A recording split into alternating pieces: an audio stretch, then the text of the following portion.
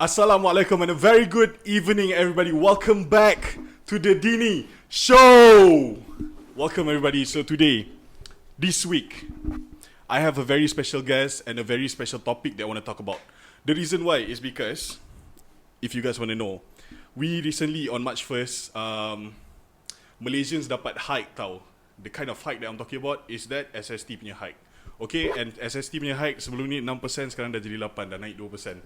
And itu I tahu sekarang ni dah dapat satu, orang kata, orang dah start pandang benda ni and orang dah start risau. Because kalau you perasan, 29 hari bulan 2, a lot of people are panic buying. If you don't know panic buying, basically people are buying anything yang diorang rasa akan naik harga. Tapi don't worry everybody, because ada yang dikatakan a professor, economic expert, dia kata not everything is being terkesan dengan SST punya hike. Mostly I think about 38% yang dia katakan lah, 38% yang hike. So yes, everybody don't worry, because being said that, today's topic is going to be about financial in terms of individual, and yeah, I think mostly it's going to be about individual, and the focusing area would be about for students and also for people who are baru-baru je nak bekerja. Okay, so being said that, kita akan welcome our guest, Mr. Ashraf Aziz. Assalamualaikum, Mr. Ashraf Aziz. Waalaikumsalam. Hello everyone. Assalamualaikum kepada viewers di Dini Show. And terima kasih Dini Show kerana sudi jemput saya dan memberi pandangan tentang bro, financial planning. For you guys punya information lah, this guy is actually my cousin tau. So you know, macam tu dapat kabel kan. Senang ke? Okay, so Mr. Ashraf Aziz, can we start about apa ni? Kita start the podcast Okay, sure. I think in terms of financial kan, being that you're from the, bukan nak kata industry, tapi industry jugalah, because you are exposed to this kind of stuff. So the first topic I nak tanya you is about when people think about financial ataupun financial planning ataupun you know some other credentials that people use, mostly people akan fikir saving. What do you think of that? Macam saving ni, okay, you dapat income and then you save, tapi banyak mana yang you kena guna? So apa pendapat you? Okay, first of all, untuk soalan yang pertama tu sangat bagus ya sebenarnya. For me, in financial planning ni bukan hanya sekadar savings. Ya, itu yang pertama. Savings tu for me is very important lah. Dan yang kedua adalah yang paling penting adalah positive cash flow. Sorry, what? Positive cash flow. Maksudnya income masuk tolak dengan awak punya liabilities, the balance tu mesti positif. That's the meaning of positive cash flow. Itu yang kedua. Dan yang ketiga adalah debt restructuring. So di mana kalau debt restructuring tu, kita akan restructure balik your debts tu kalau boleh. And when you say debt restructuring kan, I think students sekarang ni pun are experiencing that. What do I mean by that? Okay, mostly students, I am in UiTM tau, and I perasan a lot of my friends, student-student yang lain, mostly akan ambil MARA atau PTPTN. So daripada muda lagi, they are being what do you call that, being trained that you have debt. So for you, is it a positive thing for the government ataupun government to give to these students? Okay, so basically you mean that debt in education? Yes. Okay, for me, debt in education actually is good for me, because you will pay back in the future, and itu nombor satu, itu yang wajib lah. Dan yang kedua, and government bagi a lot of incentive kepada yang mana dapat good CGPA, dapat discount lah. Ada yang tak perlu bayar pun, you convert to beasiswa. So yang dia debt ni pula ada baik ada buruk.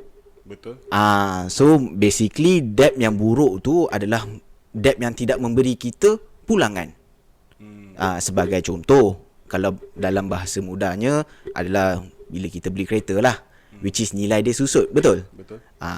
So kalau untuk yang debt yang hutang yang baik ni pula adalah hutang yang nilai dia meningkat, which is salah satunya adalah rumah. So itu yang hutang yang baik. So untuk segmen debt in education ni, for me personally, in good debts sebenarnya, because it's about yourself. Dia memberi pulangan nilai tambah kepada untuk diri you untuk memaju ke hadapan. So tak perlu risau tentang debt education ni sebenarnya, and jumlah dia tak banyak setiap bulan. Betul. But when you say that, right? Okay, there are people who are okay with this, with being in debt in terms of education. But for people like me who have higher drive in, having a bigger dreams, bigger goals. My goals is to be when I'm a bit old, I want to be a billionaire. Okay. And to be a billionaire, you have to follow other billionaires. Okay. And then most of these billionaires, they don't have debt in terms of education. Kenapa? Sebab they are dropouts. Okay. And when people like this, these billionaires, diorang yang jadi my pegangan untuk hidup, kan? So they teach these kind of ways. And for me, obviously, I don't have any debt because I'm very fortunate to have, I wouldn't say comfortable, but cukup lah untuk nak bayar. UiTM pun is only about 700, satu sem for 6 months. And yes, that is what I mean tau. So debt in education ni for me is quite I wouldn't say bad, but yang I paling support bukanlah debt, tapi yang I support is bila you bagi scholarship. Kenapa? Sebab itu menunjukkan yang you betul-betul nak support, these young children tu betul-betul nak betul-betul nak belajar, and betul-betul nak jadi seorang yang bagus, Malaysian yang bagus. Because bila dia letakkan a level, you kalau tak dapat 4 flat, you tak dapat for free. You tak dapat 3.0, you tak dapat for free. You dapat you kena bayar 50%. Dia dah letakkan level untuk they want to achieve. Okay, so ini dah jadi sebagai satu rat race. Kalau you understand, orang tu nak kena kejar. And then in the future pun sama. Oh, I have to kena my KPI for today, I kena dapatkan KPI for this year, this month. Kalau tidak, I tak dapat bonus, ataupun gaji I dipotong. So what do you think of that in terms of you can maybe you can cakap, okay, budak-budak, okay, it's different. Okay, maybe for me it's different, maybe for budak-budak lain it's different. For you, majority, is it possible ataupun is it good to have my mindset yang I ada ni? For me, kalau untuk kita katakan kerajaan tidak memberi peluang untuk mana-mana remaja nak sambung belajar tu because of tak bagi beasiswa ke apa, bagi I, look, it's very simple. You bagus, you sponsor. Sama juga apabila kita buat business. You dah tunjukkan yang you tu capable untuk memberi impact yang positif kepada satu organisasi ke, you minta apa saja dia akan sponsor. You must show the result first. Then the return will come, will you get later. So for me, untuk kerajaan bagi support semua sebagai beasiswa tu, I don't think kerajaan akan buat. Yes. So kerajaan akan buat. Melainkan kalau macam saya cakapkan tadi, if you show them that you give them a good result, you ada hak untuk mendapat sebagai salah satu beasiswa. Daripada hutang tu convert tu beasiswa. And then okay, you nak kata it's good, you have a mindset to be a billionaire. To be honest kan, just to say, I now I understand, and bukanlah understand, tapi now I feel a bit stupid lah for asking that question. Sebab I start to see that okay, they are putting this as because let's just say dia nak bagi that beasiswa to you, kan, that scholarship to you, but you are stupid, kan, membazir lah. Other people could have gotten it. Okay, I tak kata you are stupid, because to be honest, I letakkan diri I. Okay, tak adalah sebijak mana sekalipun.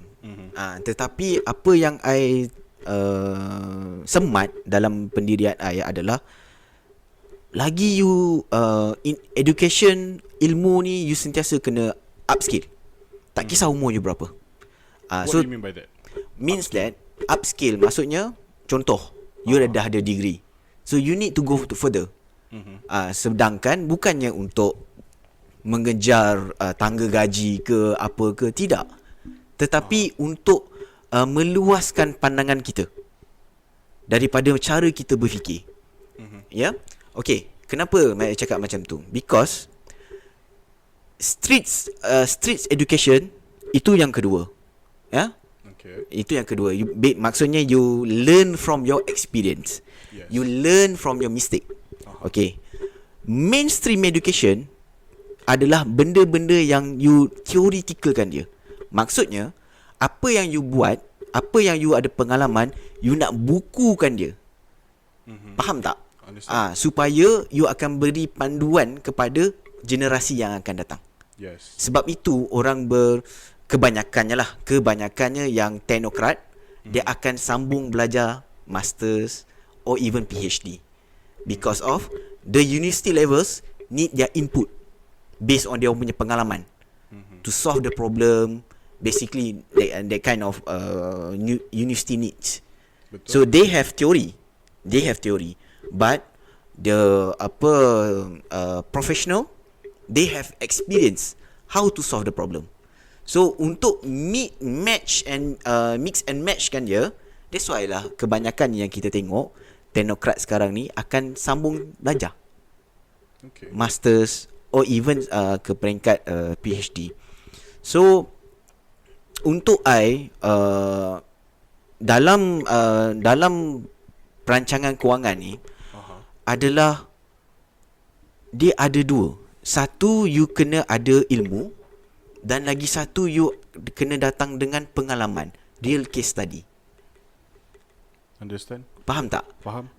So dekat situ yang you boleh merancang. So basically untuk diri I ada peluang untuk melihat dan juga membantu beberapa orang yang mengalami masalah terhadap dalam kewangan. Faham, but when you say street study and also apa ni kan, okay, for example like me, okay, at the end of the day, I dah ambil business, I dah ambil hotel management apa semua ni, but at the end of the day, what I want to do is this, I want to have a talk show. Okay. And then bila I minta dekat Aswara, which is government link punya university, tak dapat. Lepas tu bila I pergi dekat Mescom, I minta dekat UiTM, tak dapat juga. Yang I dapat hotel management. Yang I pergi KPTM, I minta, you know, I tak ingat, it's business communication or kalau tak silap, because I want to hone my skills of communicating. Okay. Tak dapat. Okay. So ini saja, you know, being said that I want to go for this kind of passion, tapi tak diberikan peluang. Okay. Is that a flaw in the system? For me, I tak lihat kepada yang itu. I lihat, okay, contoh you nak podcast.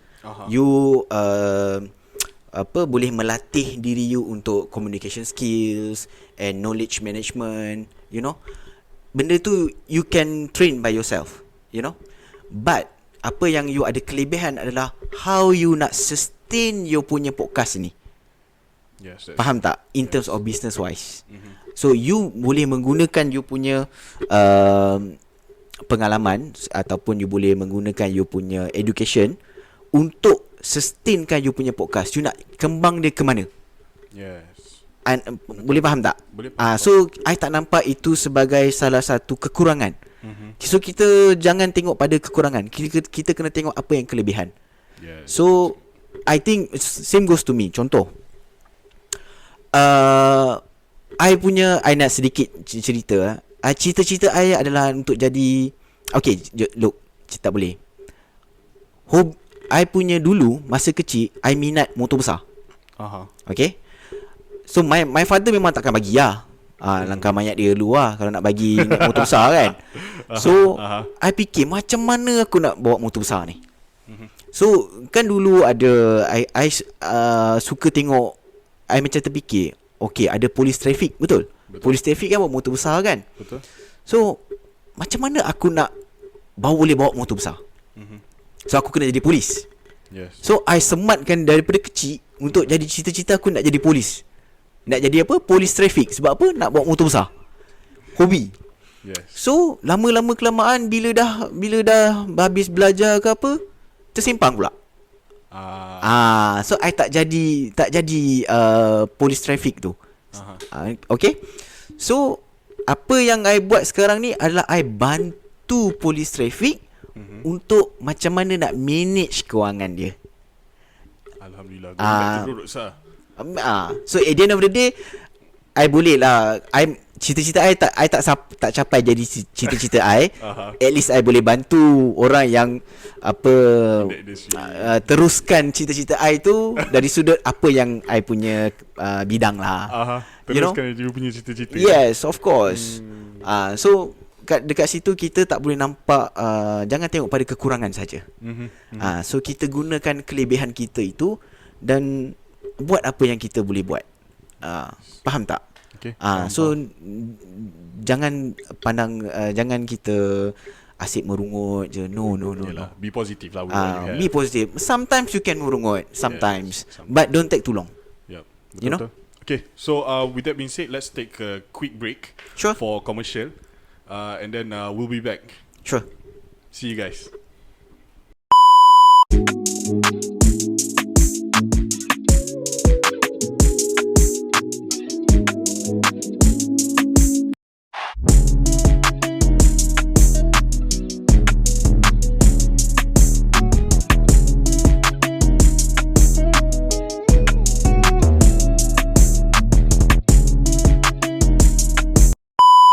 Welcome back everybody to the Dini Show, and we have today our guest. Welcome back. We have Mr. Ashraf over here.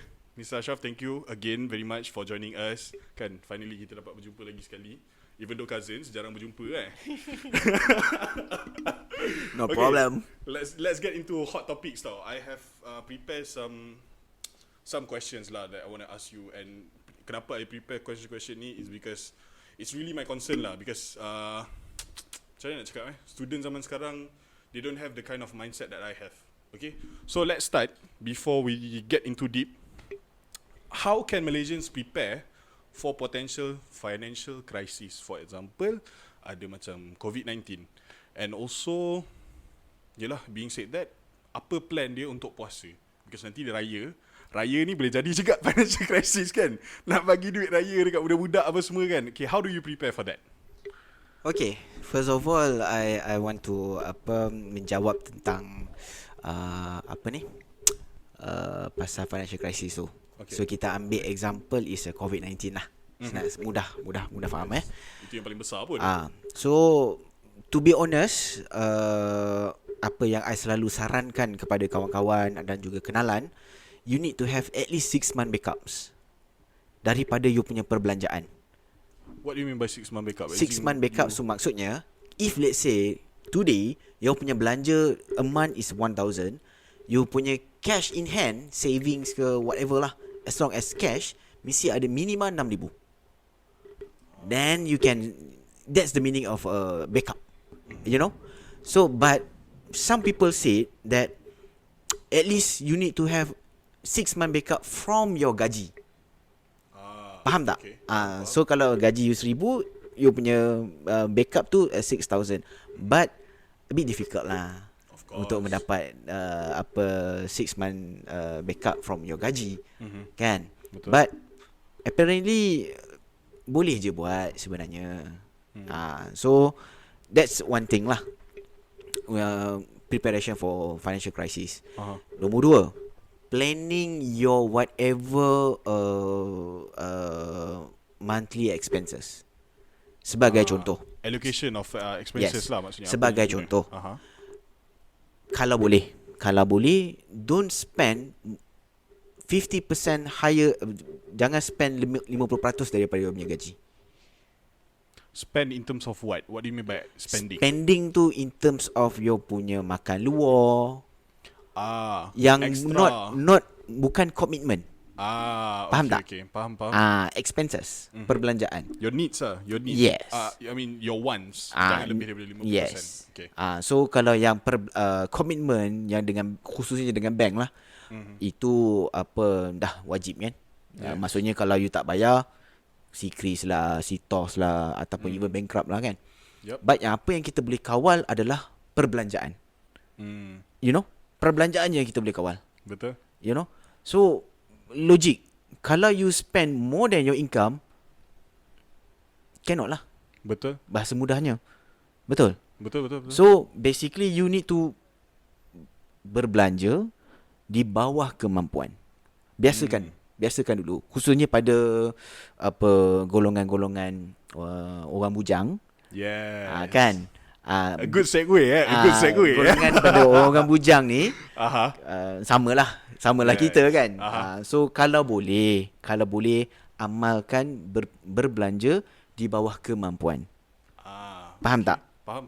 So bila kita dah biasa kan, so apabila kita ada menimpa, contoh bukanlah menimpa, maksudnya ada emergency, nak raya, Betul. nak puasa, you know, kat situ kita dah boleh adjust.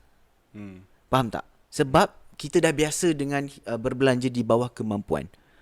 Sebagai contoh, kalau let's say you punya gaji 2,000 sebagai contoh, maximum every month you punya perbelanjaan yang you boleh kawal maximum is 1,000. Amalkan. Kalau you nak naik, sama ada dua je. Sama ada you punya savings you kurang, dia kan allocation tu kan, ada 50% tu, savings you berkurang, atau you kena tambah income. This is what I want to get into Okay, when you talk about this kan, I being a student myself, I think budak-budak tak faham tau. Because I can't be the only person in the world yang fikir student dapat income daripada mak ayah ataupun daripada mara, we need to work more. Okay. Maksudnya what can you do? Okay. There are thousands, no millions of transaction happening day to day. Okay. And you can be in the middle of that. Okay. For example, I give you an example that I did. I masuk kelab keusahawanan. Okay. Kelab keusahawanan every Wednesday diorang akan buka satu booth dekat Pasar Rabu in UiTM itself. Okay. And I take that opportunity. Benda ni jahat sikit plan ni. Because since they are doing that for their assignment. And they need to find a seller. Okay. And there are no itu depends lah, diorang boleh cari ke tak boleh. Tapi I volunteer myself to be a seller. Okay. Why? Because I'm an entrepreneur lah katakan. Tapi it's more to hustling lah. Okay. And the way I hustle, senang je. I beli kuih from literally kuih, any kuih from the supplier. I beli and then I mark up 50%. Okay. 50% profit is 100% lah. Okay. But kena dengan harga market. Maksudnya satu kuih is 60 cents. I tetap jualkan macam tu. And me doing that weekly, I dah boleh naikkan my expenses triple daripada I dapat my income daripada bukanlah income tapi dapat my allowance from my dad. My dad bagi 500, kadang-kadang 6. Kadang-kadang lah kalau you know tak pandai jaga duit, bapak bagi lah dalam 1,000. Tapi itu jarang lah jadi. Tak ada lah cerita. Biasa. Kan kurang ajar tu nak compare dengan orang biasa. Tak boleh lah. Tak adalah orang biasa. Kita orang pun orang biasa juga. Tapi macam tu lah. So you know, I have the initiative to take the extra action because I want to spend more. Bukanlah I want to spend more, tapi you know, being said that you are a student and you have, you know, a lot of time and you want to make sure that your young self having the life so that in the future you dah boleh relax, you are prepared. Okay, it's more to a preparation. Okay, I have hustle, I have gone through this. You nanti lepas belajar baru nak hustle, baru nak tahu apa ni, apa tu. Itu saja dari inisiatif yang lain tau. Kan, dah different. So macam you cakap tadi lah, tapi apa pendapat you on students like me and students like other people? Because I am the only student dekat Pasar Rabu tu. Yang lain semua seller from outside ataupun student punya pakcik macam tu. Okay. For me lah, entrepreneurship ni hustler lah. Let's put hustling lah. Budak-budak suka hustling. I'm not saying it's hustling, but it's a soft skill. It's a skill. What do you mean by skill? Skill because okay, put it this way kalau semua orang berniaga, siapa pembelinya? Itu nombor satu. Peniaga apa beli? Okay, tak. Nombor dua, kalau semua orang berniaga, siapa pekerjanya? Okay.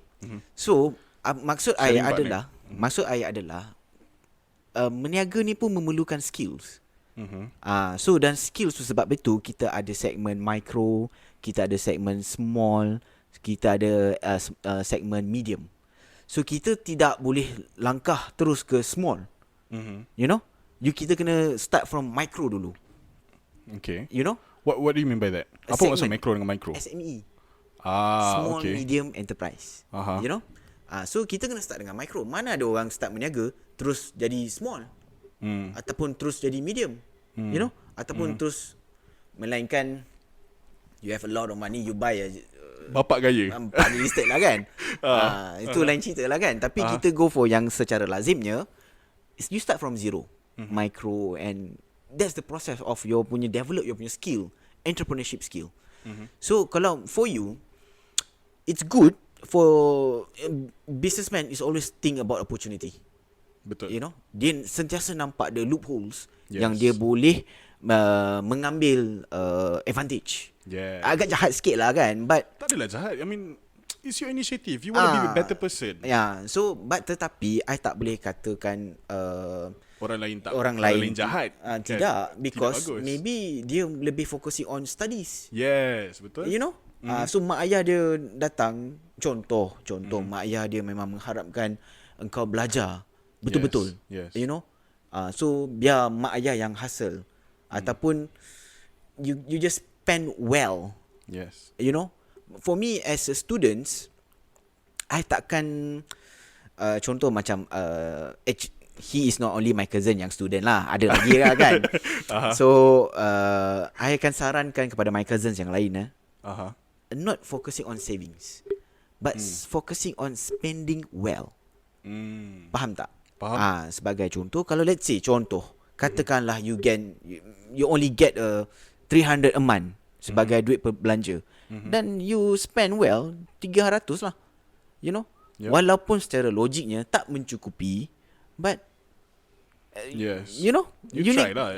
At least you try lah. Kan? So look, dekat universiti mudah nak dapat makanan. Betul. You pergi masjid je. Betul. Itu the secret dia. Kan? Dah bagi tahu dalam group lah siap-siap. So dah tahu lah. So tak perlu bagi tahu, you pergi je masjid. Baik universiti awam ataupun baiklah universiti private. To be honest, I'm from a private university. Sama juga. Betul. Pergi je masjid. And you think that private university tak ada masalah, student tak ada duit dia? Ada. Of course ada. Ada. So bagi I, let's say we focusing on spending well lah untuk students. So kalau takkanlah kita nak suruh dia pergi meniaga ke, ataupun dia pergi buat kerja part time ke, itu ada some ada initiative lah kan. Itu dia punya extra initiative. But cuma dia tak boleh lari daripada tanggungjawab dia apa. Yes. Which is belajar. Exactly. So belajar sampailah for flat. Yes, betul. You know. So dah tahu siapa yang tak dapat for flat. So itu yang dia pergi convert ke entrepreneurship tu. Dia tahu dia boleh academic, dia tak boleh makan. Okay. Tapi kan for me right, student kalau kita tengok kan yang for flat ni semua 10% je. 90% I tell you, okay, diorang cakap, aku nak study betul-betul lah. Bull lah. It's bull lah, bro. Okay. It's bull. Because let me tell you, most of the time, this is most of my friend, I ada, okay, dalam satu dorm ada 8 orang. Okay. Seorang je keluar je daripada bilik, I tengok dia study. Okay. Sebelum tidur dia study. Seorang je. Ni dalam 8, okay? 1 out of 8. Yang lain-lain tu tengok TikTok, main game. And then one of the 8 focus on entrepreneurship. You rasa mana yang better? 2 orang ni ke yang lagi 6 orang? Okay, nak tengok pada yang better, obviously lah kalau secara logik akalnya yang focusing on apa dia punya kelebihan. Betul tak?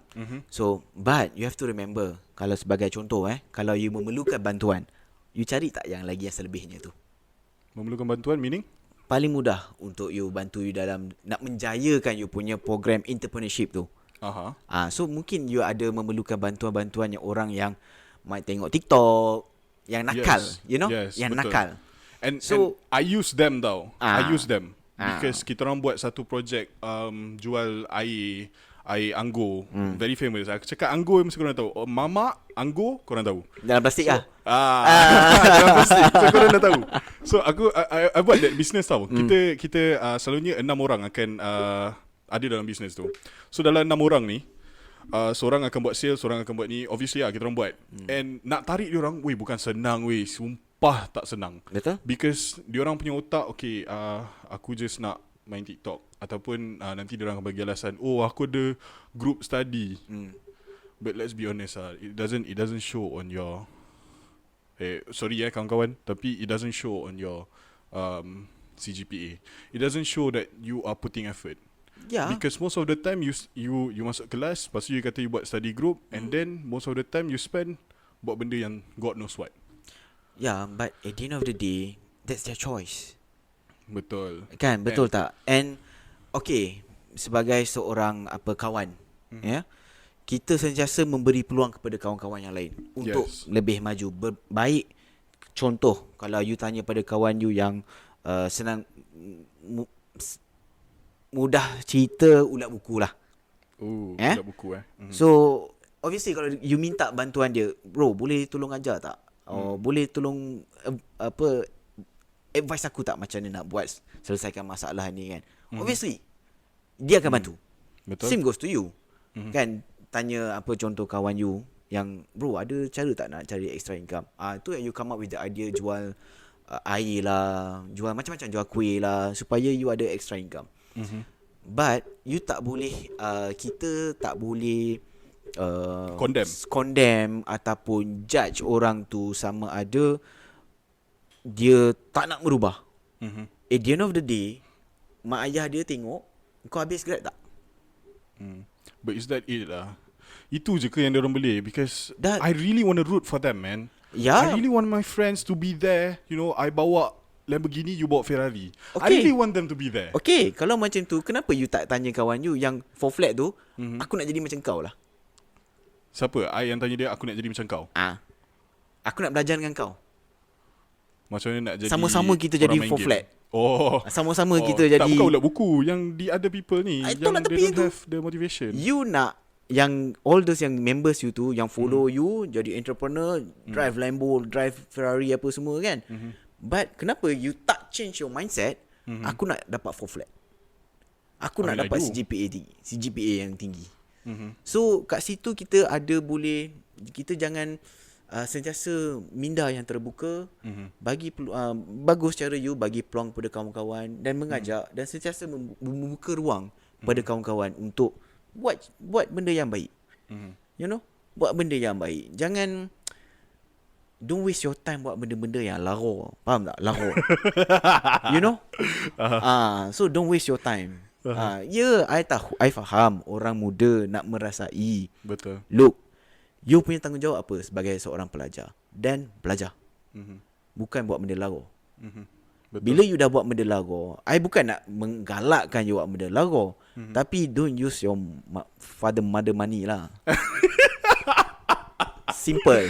Yup, betul. Your mother money give you the money to you learn. Betul. Bukan buat benda lara. You know? Bagi allowance 400, let's just say. RM40 dia akan beli game punya skin. Woi, sumpah doh, triggered siut dengar. Sumpah triggered. Kan benda kan, lepas tu telefon mak tak cukup nak duit nak.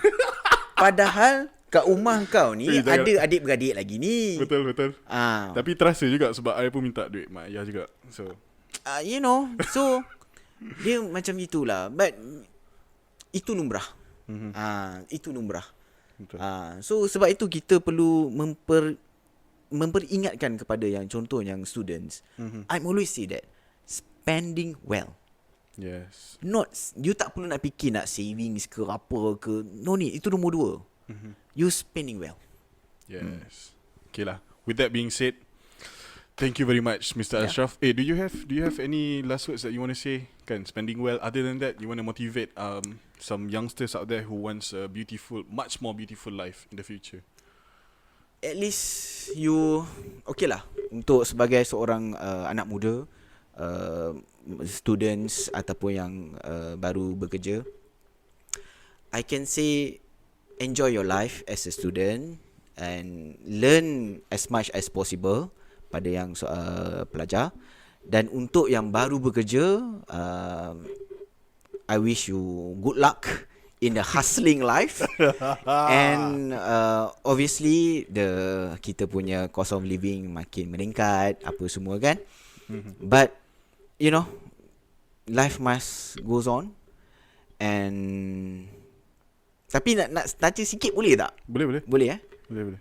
Kenapa nak tanya orang muda tak minat dalam politik? Rasa kita tak cukup time untuk macam tu kan. Kita tak cukup time untuk nak masuk yang tu. Tapi in the future insyaAllah kita akan masukkan. Itu saja ke? Okay. Thank you very much everybody. Oh, I forgot to say one thing. Selamat berpuasa. Selamat berpuasa. Okay, thank you everybody for enjoying. Thank you Mr. Ashraf for joining us the Dini Show kan. Alhamdulillah. Thank you and thank you. I wish you thank you for Dini Show to invite me, all the crews. I ucapkan terima kasih dan beri peluang I untuk berkongsi pandangan, borak-borak santai kan dengan Afiq Dini. You all tahu tak nama penuh dia apa? Dia tahu. InsyaAllah dia tahu. InsyaAllah dia tahu kan. Minta maaf tercakap tadi. Yalah keluarga kan. So terima kasih semua kerana mendengar The Dini Show in my segment. Okay, thank you everybody. I'll see you next week on the Dini Show. Bye bye everybody. Bye bye.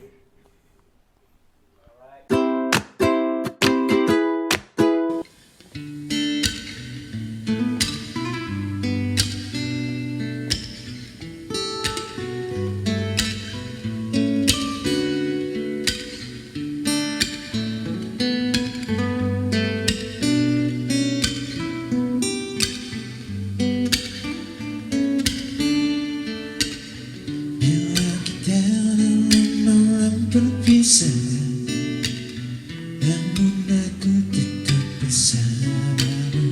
Ku rasa hanya satu sentuhan. Dalam mimpiku terpandang wajahmu. Dalam dirimu penuh kembutan. Semakin dari namun semakin rindu. Tapak tanganmu akan ku genggam, akan ku sentuh ketika sayu. Untukmu akan ku semaikan cinta yang sejati, tiada bandingan dalam kerinduanku sendiri. Dalam kesyaduan kita hadapi warisan wanita terakhir. Jiwa ragaku serah, kau ingin milik segalanya. Di mana kasihku tiada kau memberi apa yang ku perlu. Hanya kau dapat memberi. Hanya satu yang ku minta, kasih. Kau warisan wanita yang terakhir.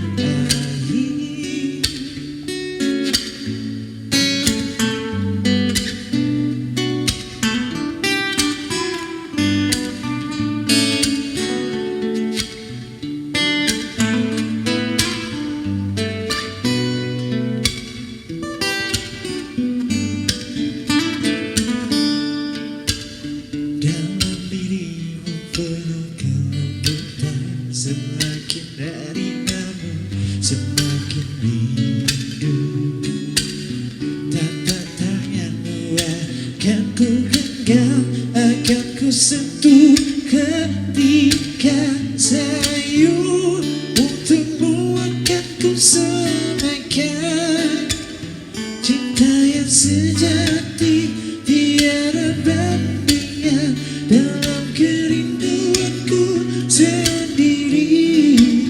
Dalam kesyarwan kita hadapi warisan wanita terakhir jiwa ragaku serah. Kau ingin milik segalanya, di mana kasihku tiada kau memberi apa yang ku perlu. Hanya kau dapat memberi, hanya satu yang ku minta, kasih. Kau warisan wanita yang berakhir, warisan wanita terakhir jiwa ragaku serah. Kau ingin milik segalanya, di mana kasihku tiada kau memberi apa yang ku perlu.